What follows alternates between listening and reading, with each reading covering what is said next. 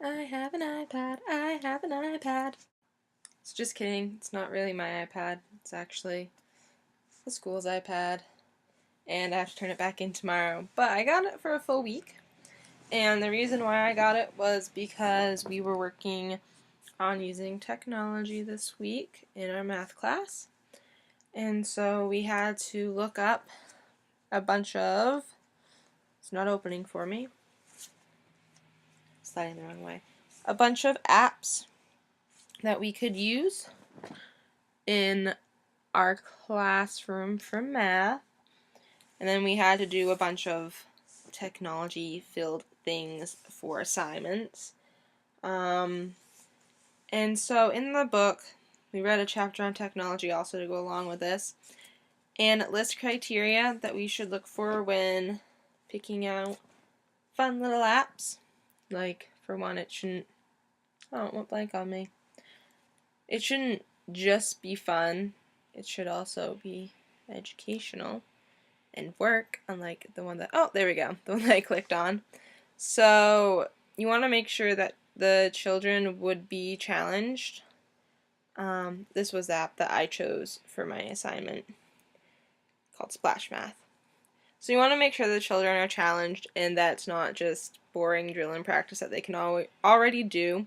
Not that the drill and practice is bad, you just want to make sure that it differentiates to challenge them.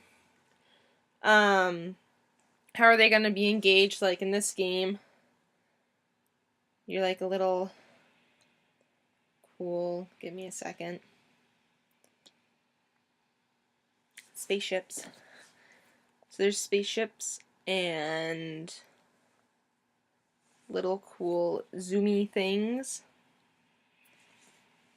And you get this little alien dude down here, and you fill this bar up here, and so it's engaging. It's easy to use. The question's right up here. The answer is right down here, and you just click on it. So make sure that it's easy to use and doesn't have a bunch of stuff.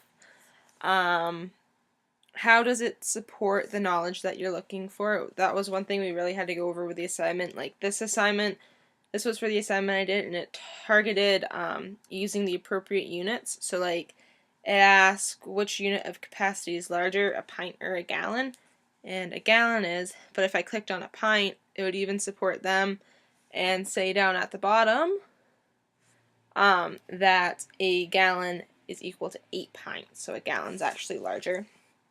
There's not really teacher controls on this one, but if you can find apps that have teacher controls, that's really good because then the teacher can follow what the students are doing on their own teacher app for that, except classrooms and whatnot. High quality user guide for professional development services available. I don't think there was for this app. But you don't need to meet all the criteria, you just need to make sure that the criteria you do meet is strong enough to compensate for the criteria you don't meet. So, digital resources, equitable, for gender and culture, so you want to make sure that you're thinking of all students when you're thinking of using the technology.